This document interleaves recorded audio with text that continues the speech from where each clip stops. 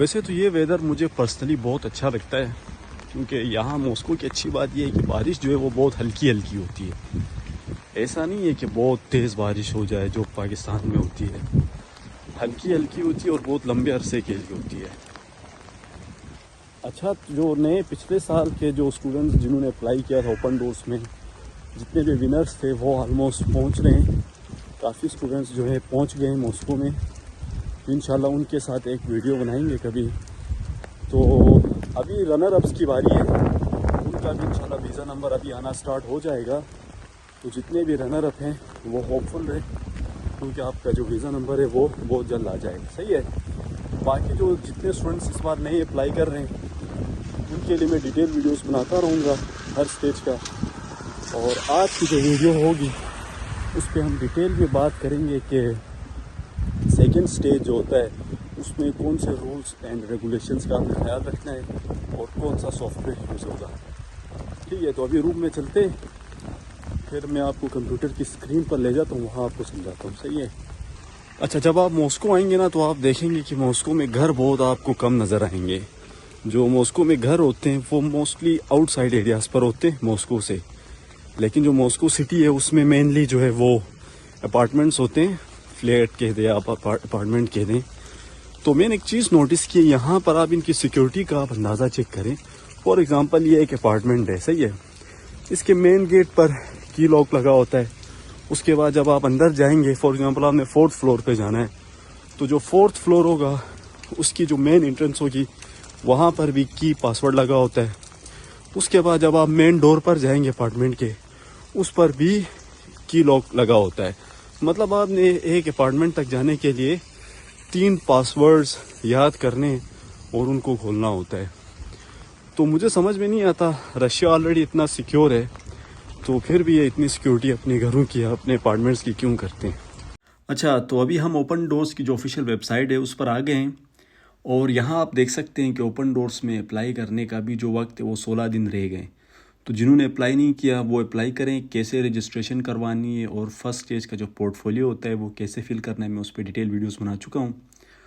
और first stage में आप लोगों ने सारों ने पार्टिसिपेट किया होगा। अभी मैं आपको जो सेकंड स्टेज है उसके रूल्स बताता हूँ, क्योंकि जो सेकंड स्टेज होती है वो बहुत इंपॉर्टेंट होती है ओपन डोर्स में। फर्स्ट स्टेज तो आप लोगों ने चैट जीपीटी के थ्रू कर लिया, ठीक है, लेकिन जो सेकंड स्टेज है उसमें ऐसा नहीं होता, क्योंकि आपकी स्क्रीन और आपका जो कैमरा ऑन होता है लैपटॉप का। तो इसके हवाले से मैं आपको कुछ रूल्स बताता हूँ सेकंड स्टेज में किन चीज़ों का आपने ख्याल रखना है और क्या कुछ करना होता है सेकंड स्टेज में। ठीक है, तो सबसे पहले चलते हैं रूल्स पे। यहाँ पर देखिए सारे स्टेजेस के रूल्स बताएं, जैसे फर्स्ट स्टेज के rules, second stage, third stage, सब के बताएं। तो हम सीधा जाते हैं participation in the second stage में। तो यहाँ पे कुछ रूल्स इन्होंने मेंशन किए हुए हैं, आप ख़ुद भी पढ़ सकते हैं। मैं इनको जनरली आप लोगों को एक्सप्लेन कर देता हूँ। अच्छा, तो पहला रूल है वो ये है कि सेकंड स्टेज स्टार्ट होगी नवंबर 28 को। ठीक है, नवंबर 28 को सेकंड स्टेज स्टार्ट होगी और 30 दिसंबर तक सेकंड स्टेज चलेगी। और जो सेकंड स्टेज है इसमें ये होगा कि फ़र्स्ट आपको अपनी रजिस्ट्रेशन करवानी होगी, क्योंकि आपने जो फर्स्ट स्टेज है उस पर अलग रजिस्ट्रेशन करवाई और सेकंड स्टेज की अलग रजिस्ट्रेशन होगी। क्योंकि जो फर्स्ट स्टेज का रिज़ल्ट आएगा उसके बाद जो जितने सेकंड स्टेज के लिए सिलेक्ट होंगे वो सेकंड स्टेज में अलग से पार्टिसिपेट करेंगे। उनके लिए एडिशनल इन्फॉर्मेशन जैसे पासपोर्ट चाहिए होगा और आपको अपनी एक पासपोर्ट साइज़ की तस्वीर भी अपलोड करनी होगी। ठीक है, उसकी साइज़ अच्छी होनी चाहिए ताकि वो, क्योंकि आप जब उस तस्वीर के मुताबिक आपकी शेप होगी, जब आप टेस्ट स्टार्ट करेंगे तो आपने जोन सी तस्वीर अपलोड की थी उससे मिलनी चाहिए आपकी फ़ेस, वरना आपका मैचिंग नहीं होगा तो शायद टेस्ट भी स्टार्ट ना हो। ठीक है, ये हो गया। उसके बाद जब आपने एडिशनल इन्फॉर्मेशन सबमिट कर दी तो उसके बाद आपका जो सेकंड स्टेज की पार्टिसिपेशन है वो आपके अकाउंट पर आ जाएगी। ठीक है, उसके बाद फिर क्या करना है, हाँ, इस पे लिखा हुआ कि through the session the participants computer, desktop and web video are continuously recorded. इसका मतलब ये कि आपकी जब सेकंड स्टेज स्टार्ट होगी तो आपका लैपटॉप का जो कैमरा होता है वो ऑन हो जाएगा। अगर आपके लैपटॉप में कैमरा नहीं है तो आपने वेब कैम लगाना है। अगर आप डेस्कटॉप से टेस्ट दे रहे हैं तो आपने कोई दूसरा कैमरा अटैच करना है। ठीक है, तो आपकी मॉनिटरिंग होगी पूरी, उसके बाद आपकी स्क्रीन भी रिकॉर्ड हो रही होती है। तो अगर आप कोई नया टैब खोलते हैं तो मसला बन सकता है। और इसमें मैं आपको बता दूं कि दूसरी जो आप अपनी जो जब टेस्ट स्टार्ट होता है तो आपने अपनी मूवमेंट मिनिमम रखनी है, आप गर्दन बार बार आगे पीछे ना करें, उससे भी मसला हो सकता है। उसके बाद एडिशनल वॉइसेस जो पीछे से बैकग्राउंड वॉइसेस होती हैं उनका भी ख्याल रखना है, ठीक है। ये सारी चीज़ों का आपने ख्याल रखना है। उसके बाद जो सेकंड स्टेज का टेस्ट होगा, ये 31 जो रूल है उसमें ये लिखा है कि आप फॉर एग्ज़ाम्पल अगर आपको ईमेल आती है पहले तो आपका टेस्ट इस दिन होगा। अब उस दिन में आप कभी भी लॉगिन कर सकते हैं, और उसको जब आप एक दफ़ा लॉगिन करते हैं टेस्ट को, तो आपने विद इन 175 मिनट आपने उस टेस्ट को कंप्लीट करना है। 175 मिनट्स ऑलमोस्ट 3 घंटे बनते हैं, तो आपने 3 घंटे के अंदर उस टेस्ट को कंप्लीट करना है। अगर आप वो टेस्ट बीच में फॉर एग्ज़ाम्पल आप काम कर रहे थे, आपकी नेट बंद हो गई, तो वो टेस्ट उसी टाइम सबमिट हो जाएगा। या आपकी बिजली चली गई, लैपटॉप या कंप्यूटर बंद हो गया, तो आपने इस तरह के इश्यूज़ से बचना है। पहले आपने अपना कंप्लीट वाईफाई टेस्ट करना है, उसके बाद ऐसी जगह बैठे जहाँ बिजली ना जाए, और ख़ामोशी से आपने अपना टेस्ट स्टार्ट करना है, ठीक है। उसके बाद इस बार सेकंड स्टेज में एक नया रूल इन्होंने ऐड किया है।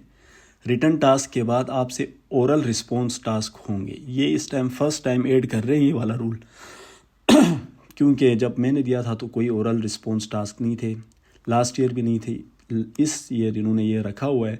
हो सकता है कोई प्रोफेसर आपसे कुछ ओरली क्वेश्चंस पूछें तो आप लोगों ने उसका आंसर करना है। ये 5 मिनट के अंदर आपने करना होता है। या हो सकता है वहाँ पर कुछ क्वेश्चंस आपसे दिए गए हो लेकिन आपने ओरली रिस्पॉन्स करना हो, कुछ भी हो सकता है। ये अभी बिल्कुल नया है तो इसके बारे में मुझे खुद इतना आइडिया नहीं है, लेकिन ओरल रिस्पॉन्स टास्क का मतलब यही है कि आपको कुछ क्वेश्चंस आएंगे, आपने उनको ओरली रिस्पॉन्स करना है 5 मिनट के अंदर। तो ये रूल कम्प्लीटली नया है। तो इंशाल्लाह मैं इस पे डिटेल वीडियो बनाऊंगा। अगर किसी ने पहले सेकंड स्टेज का टेस्ट दिया तो मैं उससे पूछूंगा कि क्या सीन था, तो बाकियों के लिए आसानी हो जाएगी, ठीक है। उसके बाद once the allotted time has expired the open door IT platform will automatically close. देखिए अगर टाइम एक्सपायर हो गया तो वो खुद ब खुद क्लोज हो जाएगा, आपकी सेकंड पार्टिसिपेशन कंप्लीट हो जाएगी।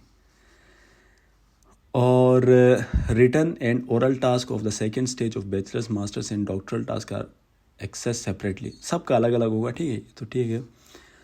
उसके बाद in the event of technical malfunction of the participants computer और the open doors IT platform during the second stage the participant must notify the project.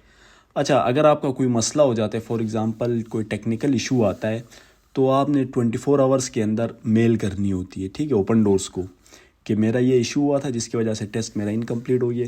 तो वो आपको सेकंड चांस देते हैं। ये लास्ट ईयर भी हुआ था, हमारे टाइम भी हुआ था।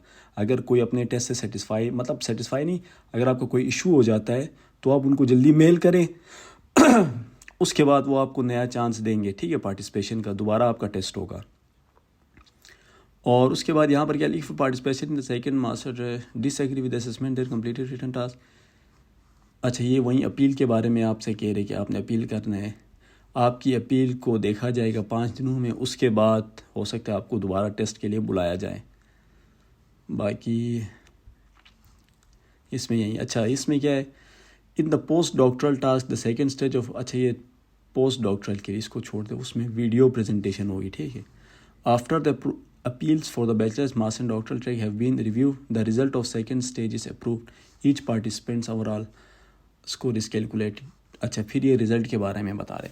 तो इन शॉर्ट ये है कि आपने 3 चीज़ों का बिल्कुल ख्याल रखना है।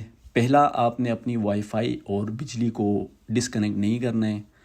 दूसरा ये है कि आपने चीटिंग का ख्याल रखना है क्योंकि आपकी रिकॉर्डिंग हो रही होती है। और तीसरा कि अगर आपका कोई टेक्निकल इशू की वजह से आपकी इंटरनेट या कंप्यूटर लैपटॉप बंद हो जाता है तो आपने फ़ौरन उनको ईमेल करनी है, तो वो आपको 2-3 दिन के बाद हो सकता है नया टेस्ट आपको अलॉट कर दे। तो ये कुछ बेसिक रूल्स थे। और असल में सीन ये होता है कि हर साल ये डिफरेंट प्रोक्टर से टेस्ट लेते हैं। जो मेरे टाइम था वो प्रोक्टर ईडू था, लास्ट ईयर किसी और सॉफ्टवेयर से लिया था, इस बार भी हो सकता है किसी और सॉफ्टवेयर से टेस्ट लें। तो बाकी रूल्स सेम है, आपने इन्हीं चीज़ों का ख्याल रखना है और अपनी तैयारी मुकम्मल करें, ठीक है। तो बेस्ट ऑफ लक, इंशाल्लाह फिर नेक्स्ट वीडियो में मिलते हैं। तब तक अपना ख्याल रखिए, दुआओं में याद रखिए। अल्लाह हाफिज़।